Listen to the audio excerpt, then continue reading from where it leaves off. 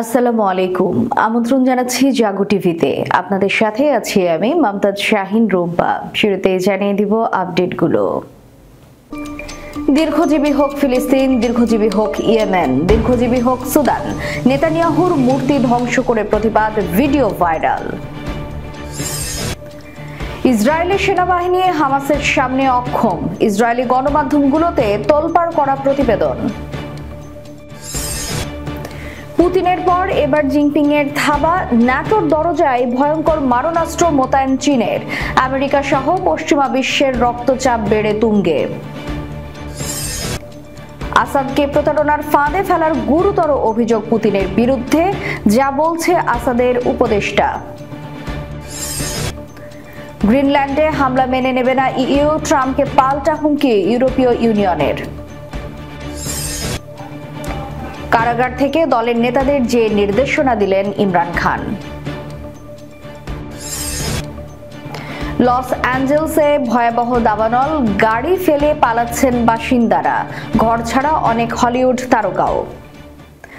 দর্শক শুনছিলেন শিরোনাম, এবারে থাকছে বিস্তারিত সংবাদ। দীর্ঘজীবী হোক ফিলিস্তিন, দীর্ঘজীবী হোক ইয়েমেন, দীর্ঘজীবী হোক সুদান। নেতানিয়াহুর মূর্তি ধ্বংস করে প্রতিবাদ, এমনই একটি ভিডিও ভাইরাল হয়েছে। মেক্সিকো সিটির একটি জাদুঘরে রাখা ইসরায়েলি প্রধানমন্ত্রী বেনিয়ামিন নেতানিয়াহুর মোমের মূর্তি ধ্বংস করেছেন এক অজ্ঞাত মুখোশধারী ব্যক্তি। জেরুজালেম পোস্টের প্রতিবেদনে ভিডিও সহ এক প্রতিবেদন থেকে এই তথ্য জানা যায়। ভিডিওটিতে দেখা যায় মুখোশধারী ব্যক্তি নেতানিয়াহুর মূর্তির উপর হাতুড়ি দিয়ে হামলা চালাচ্ছেন এবং মূর্তিটিকে লাল রঙে রাঙিয়ে ফেলেছেন। মূর্তির পায়ের কাছেই একটি ফিলিস্তিনি পতাকা পড়ে থাকতে দেখা যায়, যা একটি প্রতীকী প্রতিবাদের সূচনা বলে মনে হচ্ছে। ক্যামেরার সামনে ওই ব্যক্তি বলেন, দীর্ঘজীবী হোক ফিলিস্তিন, দীর্ঘজীবী হোক সুদান, দীর্ঘজীবী হোক ইয়েমেন, দীর্ঘজীবী হোক পুয়ের্তো রিকো। তার এই বক্তব্যে বিশ্বব্যাপী একে অপরকে সমর্থন জানিয়ে সহানুভূতি প্রকাশের পাশাপাশি যুদ্ধবিরোধী বার্তা ছিল। এই ঘটনার পর বিডিএস মেক্সিকো একটি বিস্তারিত ভিডিও প্রকাশ করেছে, যেখানে ওই ব্যক্তি লিখেছেন, এই যুদ্ধাপরাধী নেতানিয়াহুকে নির্মূল করা আমার নৈতিক দায়িত্ব, কারণ মেক্সিকো সিটির ওয়াক্স মিউজিয়াম তার মূর্তিকে 40,000 ফিলিস্তিনের রক্তে রাঙাতে ভুলে গেছে। শেষে তিনি লেখেন, সামগ্রিকভাবে আমাদের স্বাধীনতা অর্জন করতে হবে, এছাড়া কোনো বিকল্প নেই। সাম্রাজ্যবাদের মৃত্যু হোক।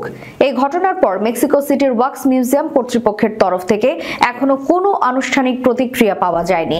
তবে সামাজিক মাধ্যমের এই ঘটনাটি ব্যাপকভাবে ছড়িয়ে পড়েছে এবং বিশ্বব্যাপী ফিলিস্তিনি সমর্থকদের মধ্যে তা আলোচনার জন্ম দিয়েছে। ইসরায়েলি সেনাবাহিনী হামাসের সামনে অক্ষম, ইসরায়েলি গণমাধ্যমগুলোতে তোলপাড় করা প্রতিবেদন প্রকাশ করেছে।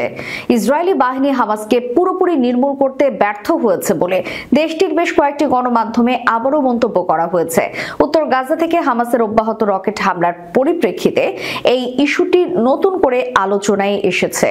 মিডল ইস্ট মনিটরের খবরে বলা হয়, ইসরায়েলের আর্মির রেডিও সামরিক প্রতিবেদক আমির বার সালম জানিয়েছেন, গতদিনে হামাস 20টি রকেট নিক্ষেপ করেছে, যার মধ্যে 14টি উত্তর গাজা থেকে। তার মতে, হামাসের গেরিলা যুদ্ধ কৌশলে পরিবর্তন আনার ফলে ইসরায়েলি বাহিনী এখন আর আগের মতো সংগঠিত হামাস বাহিনীর মুখোমুখি হচ্ছে না, বরং তারা ছোট ছোট দলের মোকাবেলা করছে। ফলে হামাসের প্রতিটি সদস্যকে খুঁজে বের করে নির্মূল করা কার্যত অসম্ভব হয়ে পড়েছে। ইসরায়েলি দৈনিক ইয়েদিয়াত আরোনোহতের সামরিক বিশ্লেষক ইওসি একই সুরে মন্তব্য করেছেন।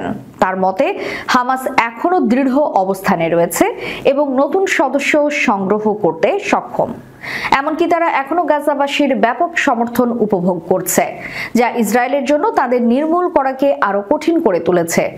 তেল আবিব বিশ্ববিদ্যালয়ের প্যালেস্টাইন স্টাডিজ বিভাগের প্রধান মাইকেল মিলস্টানের একই ধরনের মত প্রকাশ করেছেন। চ্যানেল 12কে দেওয়া এক সাক্ষাৎকারে তিনি বলেন, ইসরায়েলি সেনাবাহিনী এখন হামাসের দ্বিতীয় সংস্করণের মুখোমুখি। সংগঠনটি নিজেদের পুনর্গঠন করে বৃহৎ বাহিনী থেকে ছোট ছোট গেরিলা দলে রূপান্তরিত হয়েছে।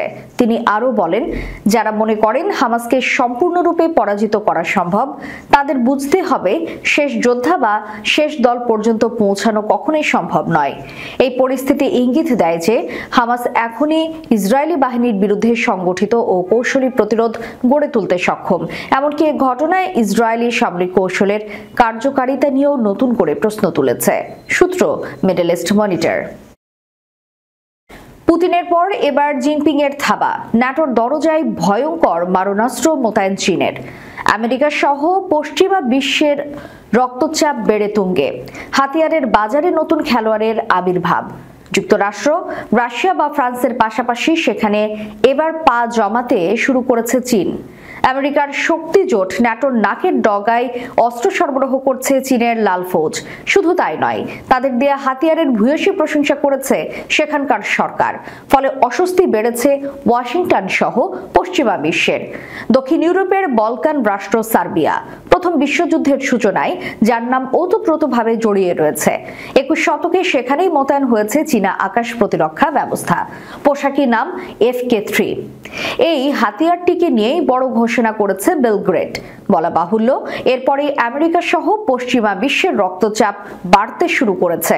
বিদায়ী বছরের 30 ডিসেম্বর সার্বিয়ার প্রতিরক্ষা মন্ত্রণালয়ের জারি করা প্রেস বিজ্ঞপ্তিতে বলা হয়েছে, চীনের তৈরি FK3 এয়ার ডিফেন্স দেশের আকাশকে ভালোভাবে সুরক্ষা প্রদান করছে। এর সাহায্যে বিমান বাহিনীকে আরো শক্তিশালী এবং উন্নত করা গিয়েছে। সূত্রের খবর, সার্বিয়ার রফতানি করা চীনা আকাশ প্রতিরক্ষা ব্যবস্থাটিতে রয়েছে command centre, missile launcher, radar এবং লজিস্টিক সাপোর্ট ভেহিকল। শত্রু ছোড়া ক্ষেপণাস্ত্রকে মাঝ আকাশে ধ্বংস করার ক্ষমতা রয়েছে এই এয়ার ডিফেন্সের। এটি দ্রুত সিদ্ধান্ত নিতে সক্ষম। সাম্প্রতিক অতীতে ইউরোপে এত বড় আকারের হাতিয়ারের রফতানি আর করেনি বেইজিং। সার্বিয়ায় মহাদেশটির প্রথম রাষ্ট্র যারা ড্রাগনের এয়ার ডিফেন্স সিস্টেমের উপর ভরসা রাখল। প্রতিরক্ষা বিশেষজ্ঞদের কেউ কেউ আবার FK3 কে আমেরিকার প্যাট্রিয়ট আকাশ প্রতিরক্ষা ব্যবস্থার সঙ্গে তুলনা করেছেন। অনেকে একে রুশ S-400 এর ছোট সংস্করণ বলে মনে করছেন। হাতিয়ারটি কত দূরে লক্ষ্য বস্তুতে আঘাত হানতে সক্ষম তা নিয়ে অবশ্য মত পার্থক্য রয়েছে। প্রেস বিজ্ঞপ্তিতে এই সংক্রান্ত একটি শব্দ খরচ করেনি বেলগ্রেড। সার্বিয়া বিমান বাহিনীর পদস্থ কর্তা স্টেফান মানিচ FK3 আকাশ প্রতিরক্ষা ব্যবস্থাকে একটি মাইল ফলক বলে উল্লেখ করেছেন। এর কার্যকারিতা সম্পর্কে তিনি বলেছেন, চীনা এয়ার ডিফেন্সে অ্যান্টি জ্যামিং প্রযুক্তি রয়েছে। এটি ক্ষেপণাস্ত্রের আক্রমণ থেকে রাডারকে আলাদা করে একটি সুরক্ষা দিয়ে থাকে। একসঙ্গে 12টি ক্ষেপণাস্ত্র এবং 6টি যুদ্ধ বিমানকে মাঝ আকাশে ধ্বংস করার ক্ষমতা রয়েছে FK3 এর। এই ধরনের অন্য ব্যবস্থাগুলির চেয়ে এর ফায়ার পাওয়ার অনেকটাই বেশি। রুশ প্রেসিডেন্ট ভ্লাদিমির পুতিনের বিরুদ্ধে সিরিয়ার ক্ষমতাচ্যুত প্রেসিডেন্ট বাশার আল আসাদকে প্রতারণার ফাঁদে ফেলার অভিযোগ উঠেছে। এক সাক্ষাৎকারে এই অভিযোগ করেছেন আসাদের সাবেক উপদেষ্টা কামেল সাকর। সিরিয়ার বাশার আল আসাদ সরকারের পতনের শেষ দিনগুলি নিয়ে নতুন তথ্য উঠে আসছে। বিদ্রোহীদের মোকাবেলায় রাশিয়ার সহায়তা চেয়েও পাননি ক্ষমতাচ্যুত প্রেসিডেন্ট বাশার আল আসাদ। এমনকি রুশ প্রেসিডেন্ট ভ্লাদিমির পুতিন আসাদকে প্রতারণার ফাঁদে ফেলেছেন বলেও অভিযোগ করেছেন আসাদের সাবেক উপদেষ্টা কামেল সাকর। এক সাক্ষাৎকারে তিনি দাবি করেছেন, বিদ্রোহীরা দামেস্ক দখলের এক সপ্তাহ আগেই বাশার আল আসাদ মস্কো সফর করেন। 29 নভেম্বর আসাদের সঙ্গে পুতিনের সাক্ষাতের আগেই বিদ্রোহীরা আলেপ্পো শহর দখল করে ফেলে। সে সময় বিদ্রোহীদের রুখতে আসাদ পুতিনের কাছে ইরান থেকে সিরিয়ার সামরিক সরবরাহ চেয়েছিলেন, তবে মস্কো এ বিষয়ে কোনো পদক্ষেপ নেয়নি। এরপরে দ্রুত সিরিয়ায় ফিরে আসেন আসাদ, যদিও কয়েকদিন পরেই তাকে দেশ ছেড়ে পালিয়ে যেতে হয়। গ্রিনল্যান্ডে হামলা মেনে নেবে না EU, ট্রাম্পকে পাল্টা হুমকি ইউরোপীয় ইউনিয়নের। নবনির্বাচিত মার্কিন প্রেসিডেন্ট ডোনাল্ড ট্রাম্পকে পাল্টা হুমকি দিয়েছে ইউরোপীয় ইউনিয়ন। জোটের পক্ষ থেকে বুধবার ফ্রান্সের পররাষ্ট্রমন্ত্রী জানিয়েছেন, EU অন্য দেশগুলোকে তার সার্বভৌম সীমান্তে আক্রমণ চালাতে দেবে না। গত মাসে ট্রাম্প জানিয়েছিলেন, মার্কিন জাতীয় নিরাপত্তার জন্য ডেনমার্কের নিয়ন্ত্রণাধীন গ্রিনল্যান্ডের মালিকানা এবং নিয়ন্ত্রণ অপ্রয়োজনীয়। মঙ্গলবার সংবাদ সম্মেলনে তিনি সাফ জানিয়েছেন, গ্রিনল্যান্ডকে যুক্তরাষ্ট্রের হাতে ছেড়ে না দিলে ডেনমার্ককে শায়েস্তা করা হবে। বুধবার ফরাসি পররাষ্ট্রমন্ত্রী জিন নোয়েল ব্যারেটি জানিয়েছেন, তিনি মার্কিন যুক্তরাষ্ট্রকে বিশ্বাস করেন না। 600 বছরেরও বেশি সময় ধরে ডেনমার্কের অংশ হয়ে থাকা সুবিশাল আর্কটিক দ্বীপে তারা আক্রমণ করবে। ফ্রান্স ইন্টার রেডিওকে তিনি বলেন, এতে স্পষ্টতই কোনো প্রশ্ন নেই যে ইউরোপীয় ইউনিয়ন বিশ্বের অন্যান্য দেশকে তার সার্বভৌম সীমানায় আক্রমণ করতে দেবে, তারা যেই হোক না কেন। আমরা একটি শক্তিশালী মহাদেশ। ব্যারট জানিয়েছেন, আপনি যদি আমার কাছে জানতে চান যে মার্কিন যুক্তরাষ্ট্র গ্রিনল্যান্ড আক্রমণ করবে বলে আমি মনে করি কিনা, আমার উত্তর হবে না। কিন্তু আমরা কি এমন একটি সময়ের মধ্যে প্রবেশ করেছি যখন এটি উপযুক্ততমের বেঁচে থাকা? তাহলে আমার উত্তর হ্যাঁ। এদিকে সরকারের সঙ্গে আলোচনা চালিয়ে যেতে নেতাদের নির্দেশনা দিয়েছে পাকিস্তান তেহরিক ইনসাফের প্রতিষ্ঠাতা ইমরান খান। বুধবার আদিয়ালা কারাগারে দলীয় নেতাদের সঙ্গে সাক্ষাতে এই নির্দেশ দেন তিনি। এদিন পিটিআই নেতা ব্যারিস্টার গওহর আলী জাফর এবং শের আফজাল আদিয়ালা কারাগারে ইমরান খানের সঙ্গে দেখা করেন। সাক্ষাতের পর আদিয়ালা কারাগারের বাইরে সাংবাদিকদের সঙ্গে আলাপকালে ব্যারিস্টার গওহর বলেন, পিটিআইয়ের প্রতিষ্ঠাতা আলোচনা চালিয়ে যাওয়ার নির্দেশ দিয়েছেন। তিনি দুটি দাবি লিখিতভাবে সরকারি কমিটির কাছে দেওয়ার অনুমতি দিয়েছেন। তিনি বলেন, পিটিআইয়ের প্রতিষ্ঠাতা বলেছেন আলোচনার জন্য অবশ্যই তৃতীয় বৈঠক হতে হবে। তারপরে যদি আলোচনাকারী দল বৈঠক না করে তবে আলোচনা এগিয়ে যেতে পারে না। এর আগে মঙ্গলবার সরকারের সঙ্গে আলোচনায় পিটিআইয়ের দাবির বিষয়টি পরিষ্কার করে গওহর বলেন, আমাদের একমাত্র দাবি বন্দীদের মুক্তি এবং বিচার বিভাগীয় কমিশন গঠন। এই দুটি দাবির জন্য একটি সময়সীমা বেঁধে দিয়েছে পিটিআই প্রতিষ্ঠাতা। পিটিআইয়ের দাবি, ইমরান খানের সঙ্গে বৈঠকের জন্য পিটিআই আলোচনা কমিটিকে সুবিধা দেওয়া হচ্ছে না, কারণ কর্তৃপক্ষ চায় না যে প্রক্রিয়া চলাকালীন ইমরান খান কোনো বিবৃতি দেন। যুক্তরাষ্ট্রের ক্যালিফোর্নিয়া অঙ্গরাজ্যের লস অ্যাঞ্জেলসে শহরে সৃষ্ট দাবানল নিয়ন্ত্রণে আসেনি, বরং আরও অবনতি হয়েছে। এরই মধ্যে বহু ঘরবাড়ি পুড়ে ছাই হয়ে গেছে। এমন পরিস্থিতিতে বাড়ি গাড়ি ফেলেই নিরাপদ আশ্রয়ের সন্ধানে ছুটছেন বাসিন্দারা। প্রত্যক্ষদর্শীরা এই পরিস্থিতিকে হলিউডের সিনেমার দৃশ্যের সাথে তুলনা করছেন। বনের অন্যান্য আগুনের ঘটনার মতোই লস অ্যাঞ্জেলসে আগুন লাগার কয়েক ঘন্টার মধ্যে তা ঝড়ো বাতাসের কারণে ভয়াবহ হয়ে ওঠে। সেই আগুন লস অ্যাঞ্জেলস শহরের অভিজাত এলাকা প্যাসিফিক প্যালিসেডসের দিকে ধেয়ে আসতে থাকে। আগুন নেভাতে 1400 দমকল কর্মী নিয়োগ করা হয়েছে। অত্যাধুনিক সব সরঞ্জাম নিয়ে আগুন নেভানোর কাজ করছেন তারা। এরপরও নিয়ন্ত্রণে আসছে না আগুন।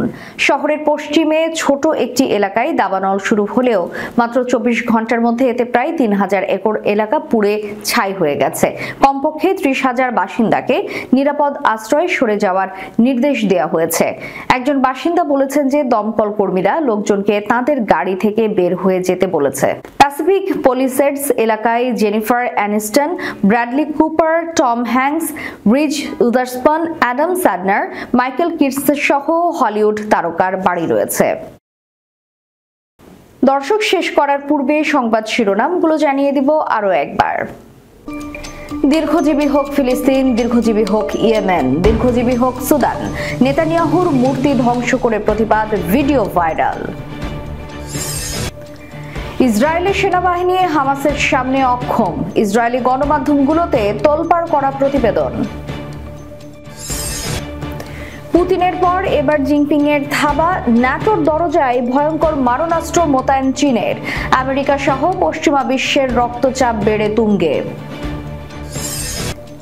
আসাদকে প্রতারণার ফাঁদে ফেলার গুরুতর অভিযোগ পুতিনের বিরুদ্ধে, যা বলছে আসাদের উপদেষ্টা। গ্রিনল্যান্ডে হামলা মেনে নেবে না ইইউ, ট্রাম্পকে পাল্টা হুমকি ইউরোপীয় ইউনিয়নের। কারাগার থেকে দলের নেতাদের যে নির্দেশনা দিলেন ইমরান খান। লস অ্যাঞ্জেলসে ভয়াবহ দাবানল, গাড়ি ফেলে পালাচ্ছেন বাসিন্দারা, ঘর ছাড়া অনেক হলিউড তারকাও। এতক্ষণ আমাদের সাথে থাকার জন্য ধন্যবাদ। আল্লাহ হাফেজ।